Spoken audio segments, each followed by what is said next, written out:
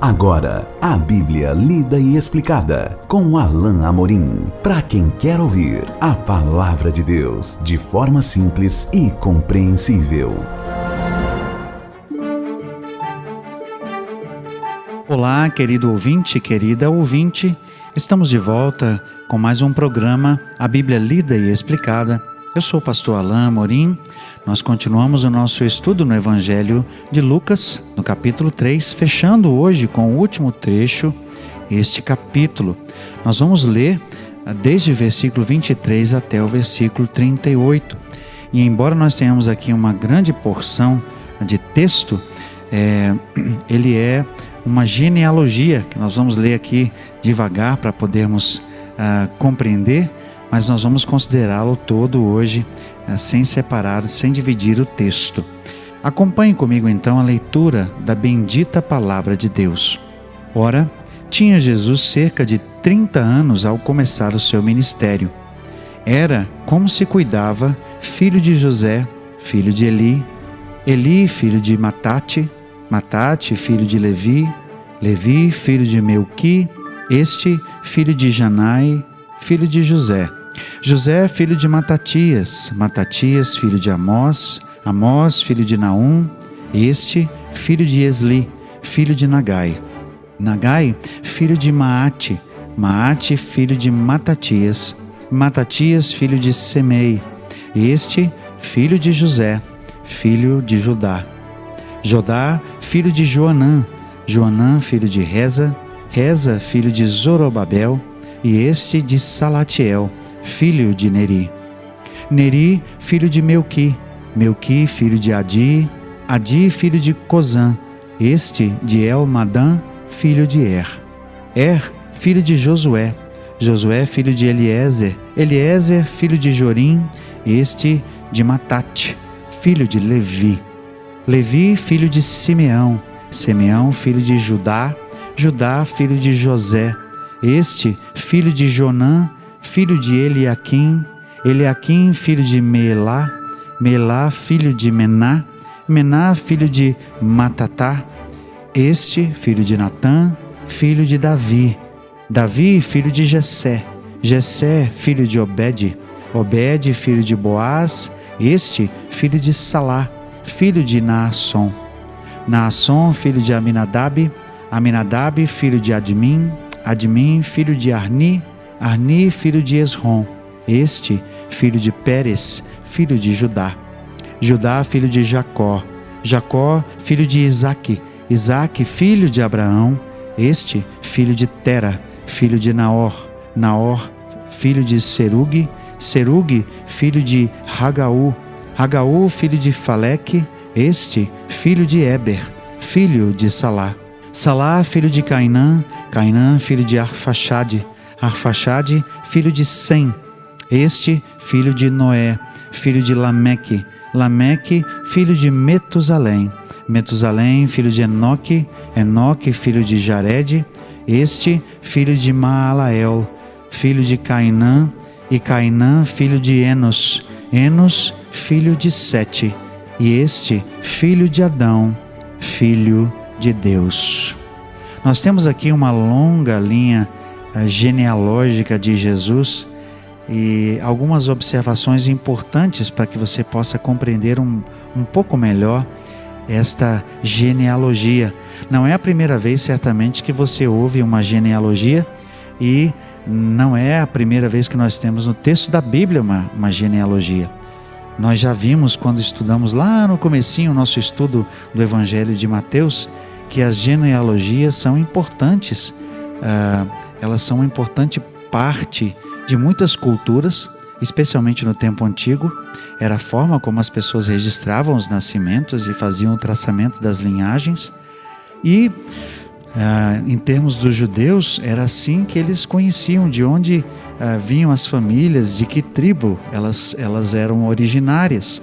Aqui no Novo Testamento, nós temos uma distinção importante entre essa genealogia registrada aqui em Lucas e aquela genealogia presente no Evangelho de Mateus. Nós vamos ver isso daqui a pouco. Mas no versículo 23 nós temos uma outra informação importante que nos diz o texto. Tinha Jesus cerca de 30 anos ao começar o seu ministério. Como era comum, como era costumeiro em Israel, aqueles que estavam prontos para um ofício junto ao templo, um ministério, eles tinham mais ou menos sempre essa idade de 30 anos. Os sacerdotes só entravam no seu ofício com 30 anos. Aqueles que auxiliavam no templo só tinham, os levitas, eles só tinham o início dessa jornada aos 30 anos. Então, esse é um dos marcos aqui de que Jesus estava mais uma vez cumprindo aquilo que era o costumeiro e cumprindo aquilo que era correto. Seu ministério iniciou quando ele tinha cerca de 30 anos. Tem mais um detalhe importante no verso 23 que eu quero chamar a sua atenção. Era como se cuidava filho de José, filho de Eli. Por que essa expressão, como se cuidava? Essa expressão quer dizer que assim as pessoas sabiam, assim as pessoas tinham ouvido que ele era filho de José. Por que esse cuidado de Lucas? Porque nós sabemos que Jesus não era, na verdade, filho de José. Ele era filho de Deus. Ele tinha nascido de forma sobrenatural do Espírito Santo de Deus que veio sobre Maria, como nós já vimos no comecinho do relato de Lucas.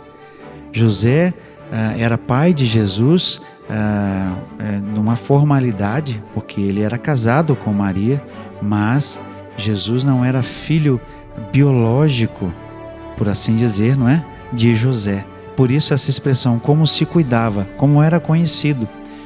Lucas deixa claro que José era pai de Jesus, mas aqui de maneira simbólica, porque Jesus na verdade era filho do próprio Deus, como nos diz o texto, e conforme foi anunciado pelo anjo que o Espírito Santo veio sobre Maria, e ela então concebeu e ela deu à luz a Jesus. Por fim, aí começa uma sequência de nomes, e nós não vamos lê-los novamente aqui, não é? Isso seria por demais enfadonho, né? E desnecessário. Nós vemos aqui alguns nomes importantes que chamam a atenção, não é? Nós temos aqui o nome do filho de Davi, Davi, filho de Jessé. Temos Obed, Boaz, são figuras conhecidas. Depois nós temos mais na frente o nome de Jacó, Isaac, Abraão. E por fim, caminhando para o final da genealogia, nós temos o nome de Noé, temos o nome de Enos, que era filho de Adão, e Adão, filho de Deus. Qual é a diferença então entre esta genealogia e a genealogia de Mateus? A diferença é essa. A genealogia de Mateus faz o traçamento da linhagem real de Jesus, ligando-o a Davi. É a linhagem do Messias, porque o Messias seria filho de Davi, da linhagem de Davi. Aqui o que Lucas faz, e a ênfase de Lucas é na humanidade de Jesus. Então ele faz o traçamento da linhagem humana até o próprio Adão. Adão, filho de Deus. Ou seja, Jesus era comprovadamente homem, era humano, 100% homem, 100% humano, é o que Lucas confirma aqui. E além disso, a ênfase de Lucas está condizente com aquilo que ele estava enfatizando, que Jesus era o Salvador universal, o Salvador da humanidade. Por ser homem, 100% homem, ele seria então o Salvador de toda a humanidade.